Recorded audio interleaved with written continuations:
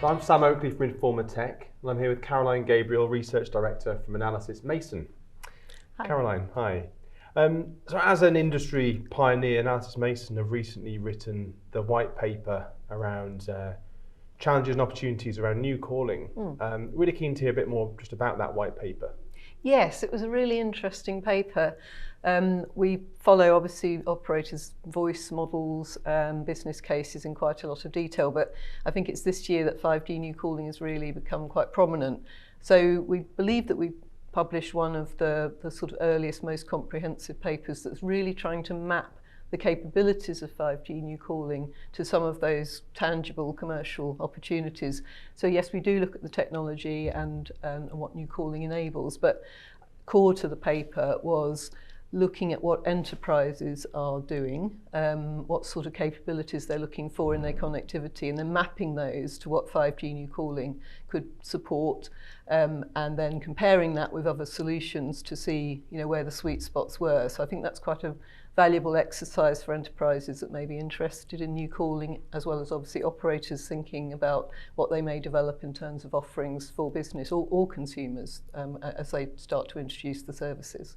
Got it. Sounds really interesting, and clearly lots of opportunities for operators with new calling. I guess just thinking about the kind of comparison with OTTs a little bit, what does new calling offer and enable for both consumers and enterprises that's unique, I suppose? Yes, it's such an important question because, of course, we can't underestimate the impact of the OTT applications, and they have a lot of advantages in terms of their ease of use, and everyone has them. So new calling really has to be able to provide something that's significantly different, and we think it does in several respects, largely because of its use of the IMS data path.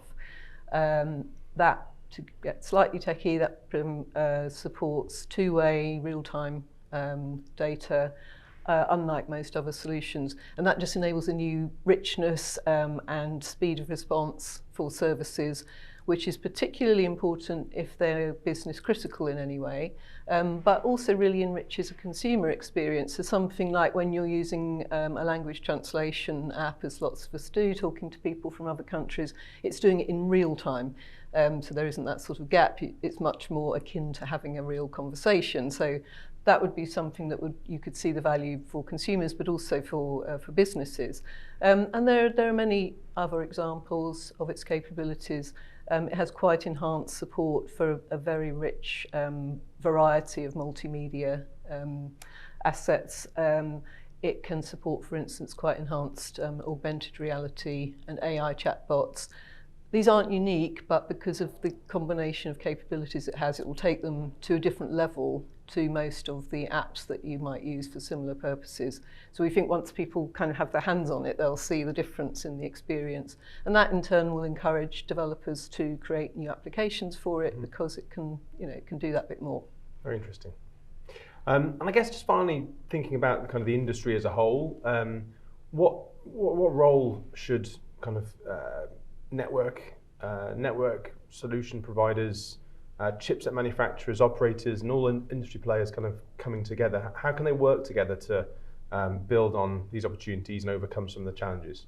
Yeah, and that's, in a way, that's the most critical question, because we've all seen amazing technologies before that, in theory support great services, but if the ecosystem isn't there, particularly if the devices aren't there or the developers aren't there, then they don't get the reach that's required. So it is really important. We've seen the start of it in China, where the main market where 5G new calling is commercial, and part of that was enabled by having a very strong ecosystem with all those parties that you mentioned being part of that. But that has to spread, obviously, on a global basis. I think the support from the handset chipset companies and the device makers themselves will be very, very important. And they in turn will be driven by seeing the demand and the opportunity to offer something richer for their users, but also by seeing a big base of applications and services coming along. So the flexibility of the platform is important. But there's a lot of work to be done. And I think that will be driven by big operators who are starting to deploy 5G core with IMS and need to have these monetization models in place for voice and messaging.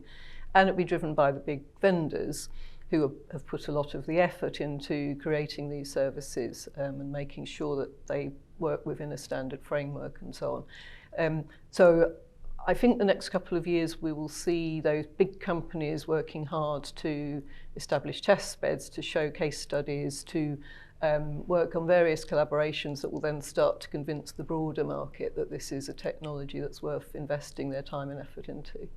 Great, exciting time. Yes, indeed. Great. Well, Caroline, thanks for joining me for the interview, and thanks for joining us at the 5G Core Summit 2023. Oh, thanks for having me. It's been great.